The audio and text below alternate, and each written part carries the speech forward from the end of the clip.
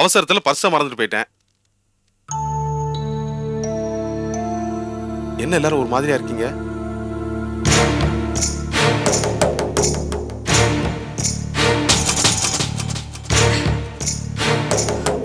கோபி, ஏன் காலுகிற?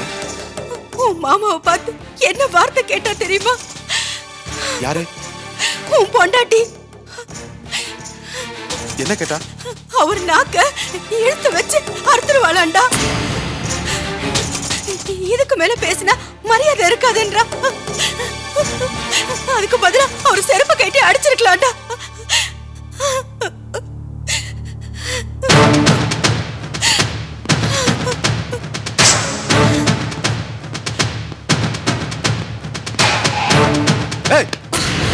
அக்கா சொன்ன உண்மையா?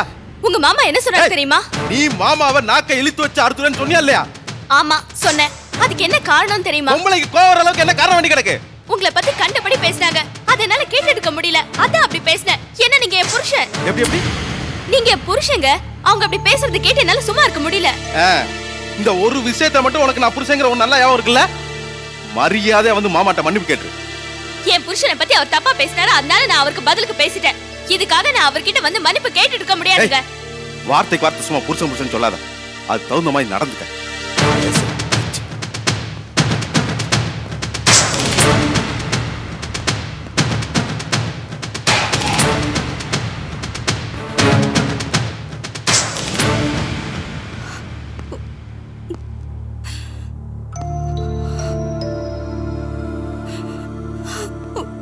மாமா, அவ சார்பா நான் உங்கள்கிட்ட மன்னிப்பு கேட்டுக்கிறேன் மாமா. அதனால எனக்கு ஒண்ணும் இல்லப்பா. பாவனி உன் தலையில அப்படி வந்து விடிஞ்சிருக்கு.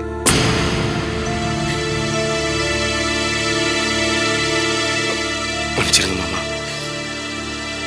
அக்கா மன்னிச்சிருக்கா?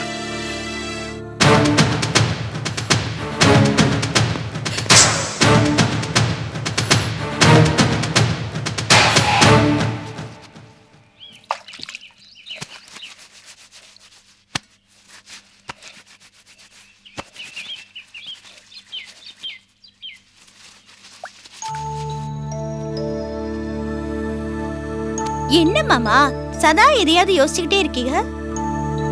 என்ன பண்றது தானோ? யோசிச்சுதானே ஆகணும். ஆமா மாமா, இது நாள் வரைக்கும் என்ன கஷ்டம்னாலும் நமக்குள்ளேயே பேசிக்கிட்டோம், புலம்பிக்கிட்டோம். ஆனா இனிமே நம்ம குழந்தை வளரும் போது அம்மா அப்பா கிட்ட காசு இல்லைன்னு நினைச்சிட கூடாதுல்ல. அதான் தானே என் மனசுலயும் ஓடிக்கிட்டு இருக்கு. அடுத்து ஏதாவது செய்யணுமே. என்ன மாமா பண்ண போறீங்க? வீடு வித்த காசு பாதி வைத்திய செலவுக்கே போயிருச்சு. அப்புறம் வியாபாரத்துக்காக வாங்கின கடனை கொடுக்கணும். ரவிக்கு கொடுக்க வேண்டிய பணத்தை எப்படியும் கொடுத்தாகணும். இதெல்லாம் போக எதுவும் மிச்சப்படாதுன்னு நினைக்கிறேன். ஐயோ, அப்புறம் மேற்கொண்டு என்ன பண்றது? அதான் தானோ எனக்கும் ஒண்ணுமே புரியல. என்னங்க இது? சின்னதா ஒரு வருமானமாச்சு வேண்டாமா? குழந்தை வேற ஆயிடுச்சு, செலவு நிறைய இருக்கும்ல. அதான் தானோ எனக்கும் ஒண்ணுமே புரியல. என்னங்க இது? குடும்பத்தை நீங்க தான் பொறுப்பா நடத்தணும். எதுக்கு எடுத்தாலும் என்ன செய்யுதுன்னு தெரியல, என்ன செய்யுதுன்னு தெரியல சொன்னா எப்படி? இப்ப பேசு. இதுக்கு தான் நான் வெளிநாடு போய் சம்பாதிக்க போறேன்னு சொன்னேன். அப்போ விட்டியா? வீட்டுல இருக்க சொன்ன இப்ப சும்மா உட்காந்துட்டு இருக்கேன். இது மாதிரி ஒரு சூழ்நிலை வந்து இப்ப எரிஞ்சு விழுகிற.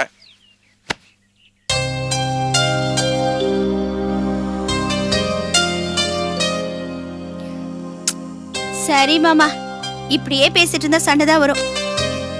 பாசமானவங்களுக்கு நடுவுல இப்படி ஏதாவது பிரச்சனைகள் இருந்தா மனக்கசப்புகள் ஏற்படத்தான் செய்யும். சரி, அதை விடுங்க மாமா, அது முடிஞ்சு போன கதை. மேற்கொண்டு என்ன செய்யறது? ஆமாதானோ நீ சொல்றதும் சரிதான்.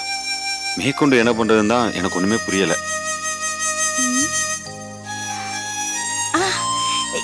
ஏமாமா, நம்ம கோபி இருக்கார்ல, அவர்கிட்ட சொல்லி அந்த கார்மெண்ட்ஸ் ஃபேக்டரியில வேலை இருக்கான்னு கேட்டா என்ன?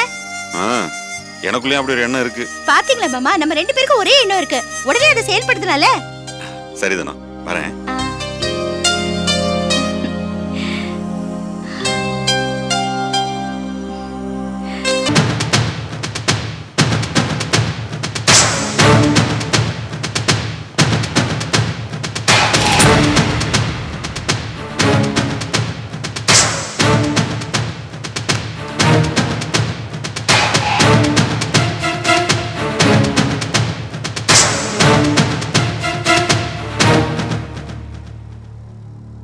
அன்னைக்கு ஒரு லெட்டர் கொடுத்து போஸ்ட் பண்ண சொல்லி கொடுத்தேன், என் பொண்டாட்டி போற லெட்டர்னு. அதை போஸ்ட் பண்ணிட்டியா? போஸ்ட் பண்ணிட்டேன் சார். உண்மையை சொல்லு, நீ அந்த லெட்டர் போஸ்ட் பண்ணியா இல்லையா? உண்மையில போஸ்ட் பண்ணிட்டேன் சார். ஏய், என்ன நடந்துச்சுன்னு கரெக்டா உண்மையை சொன்னா விட்டுருவேன், இல்ல பிச்சை எடுத்துருவேன். அந்த லெட்டரை போஸ்ட் பண்ணியா? சார் ஃபோன் நம்பர் தான் கீழே வச்சுட்டேன் சார், அதான் போஸ்ட் பண்ண முடியல. உங்ககிட்ட சொல்ல பயமா இருந்துச்சு சார், அதான் சொல்லலை, மன்னிச்சுக்கோங்க சார். எங்க வச்ச? ஞாபகம் இல்லை சார், மன்னிச்சிடுங்க. போய் வேலையை பாரு.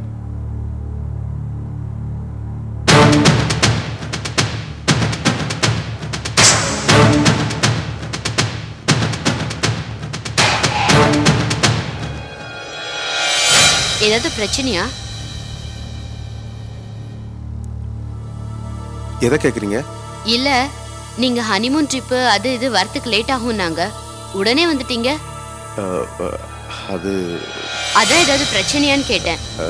இல்ல, விஜய் கொஞ்சம் உடம்பு சரியில்லை, கொடைக்கால் குளிர் அவளுக்கு தாங்கல, அதான் உடனே திரும்பி வந்துட்டோம். ஓ, ஐ எம் சாரி. இதுக்காக நீங்க எதுக்குங்க சாரி கேக்குறீங்க? இல்ல, இதுக்காக உங்ககிட்ட கேட்டு சங்கடப்படுத்திட்டேனே, அதுக்காக தான். பரவாயில்லைங்க.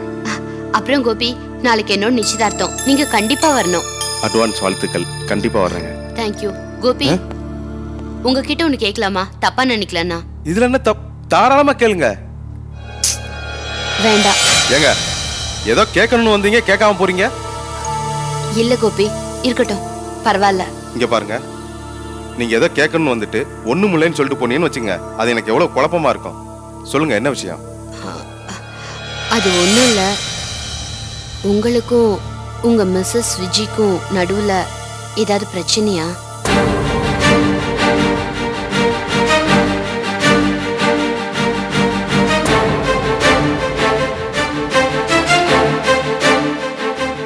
ஒரு நல்ல எண்ணத்தில் தான் கேட்டேன்.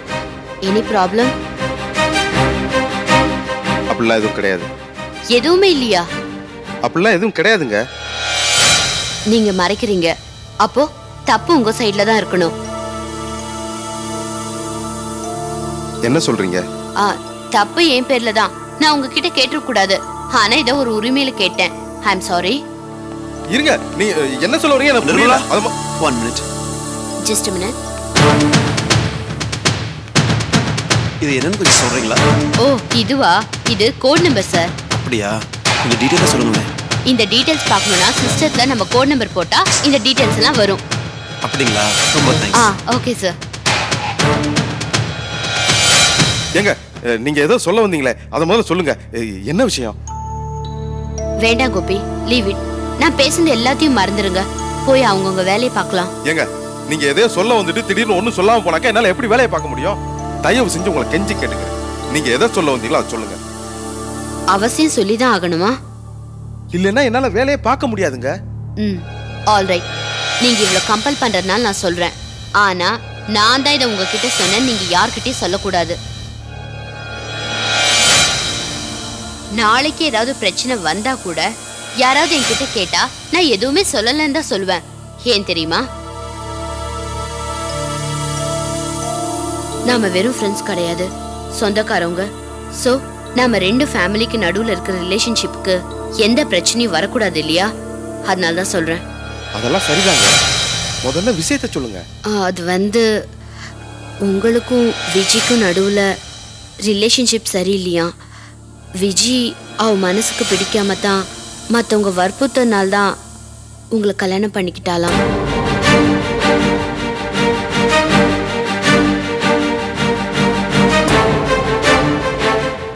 அது மட்டும் இல்ல, உங்க நடத்த விஜிக்கு சுத்தமா பிடிக்கலையா? பல விஷயங்கள்ல நீங்க ரொம்ப மோசமா நடந்துக்கிறீங்களாம். அதை நினைச்சு விஜி ரொம்ப ஃபீல் பண்றாளாம். இதெல்லாம் தெரிஞ்ச எங்க சரோ அண்ணி விஜய் உங்களுக்கு கல்யாணம் பண்ணி கொடுத்ததுல இப்ப ரொம்ப ஃபீல் பண்றாங்களாம்.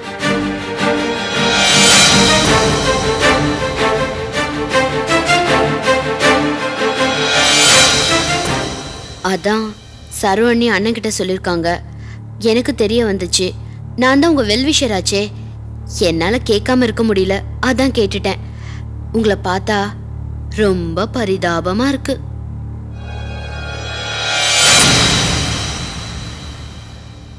என்ன ஒன்னும் பேசாம தலையை குனிஞ்சிட்டு இருக்கீங்க? எனக்கு ஒண்ணுமே புரியல. உங்க சரோனிய இந்த மாதிரி பேசினாங்கன்னு சுத்தமா புரியல. இதெல்லாம் நினைக்கிறப்ப பயங்கர குழப்பமா இருக்கு.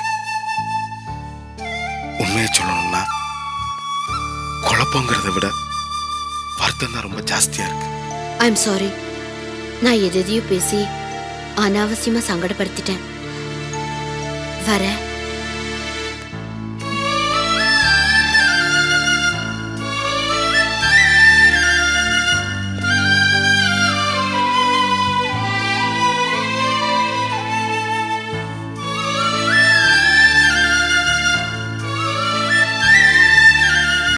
தானே ஆ நான் கிளம்பிட்டேம்மா. இது வந்துட்டேப்பா.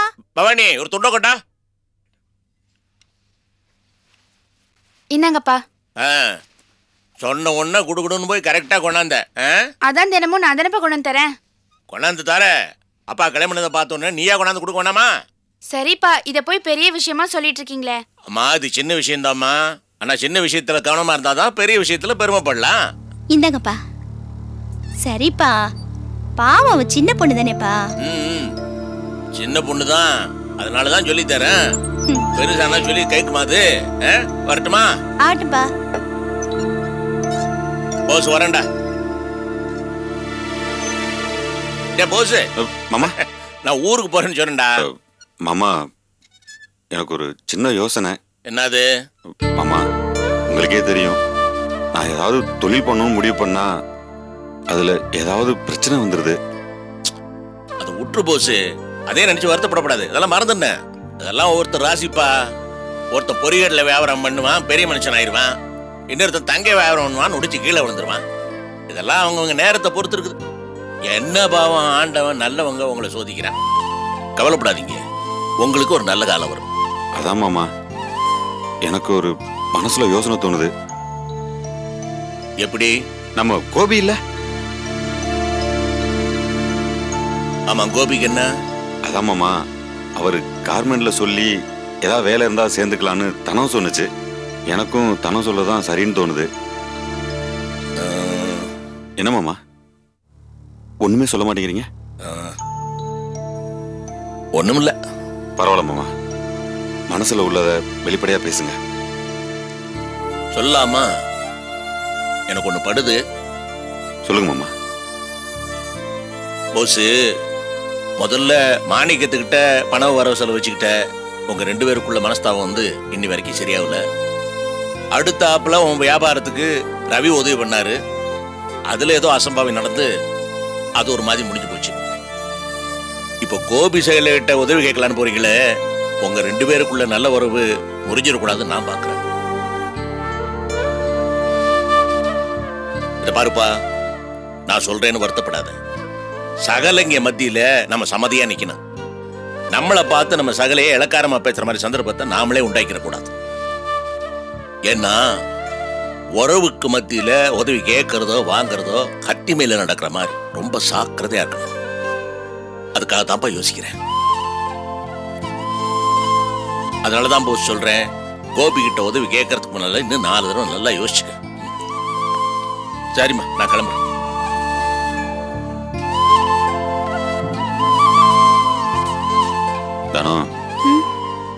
எனக்கு நிஜமாவே நேரம் சரியில்லைதான். மாமா எப்படி பேசிட்டு போறாரு பாரு, மனசுக்கே சங்கடமா இருக்கு. அப்பாவையும் தப்பு சொல்ல முடியாது மாமா. அவர் என்ன இல்லாததையா சொல்றாரு? நம்ம நேரம் தொடர்ந்து எல்லார்கிட்டயும் அசிங்கப்பட்டுக்கிட்டே இருக்கோம். நம்ம என்ன வேணும்னா பண்றோம், இல்ல கஷ்டப்படணும்னு ஆசையா? அதை விடுங்க மாமா. கோபி கிட்ட நம்ம தாராளமா உதவி கேட்கலாம். அவர் மாணிக்க மாதிரியோ ரவி மாதிரியோ சுயநலம் உள்ளவர் இல்ல. நிச்சயம் உதவி பண்ணுவாரு. அப்பா கொஞ்சம் சங்கடப்படுறாரு, நீங்களே அவர்கிட்ட நேரடியா கேட்கலாம் மாமா. நிச்சயமா உதவி பண்ணுவாரு.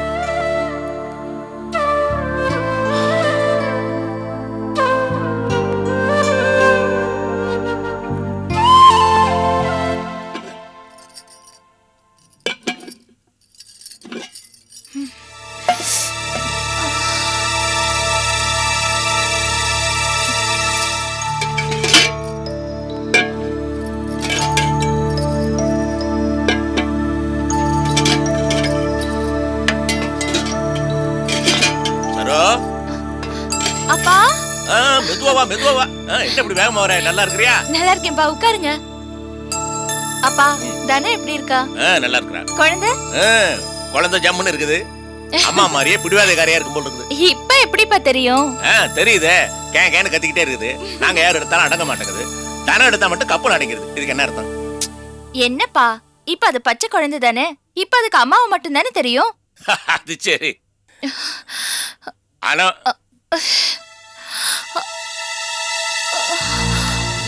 ஏமா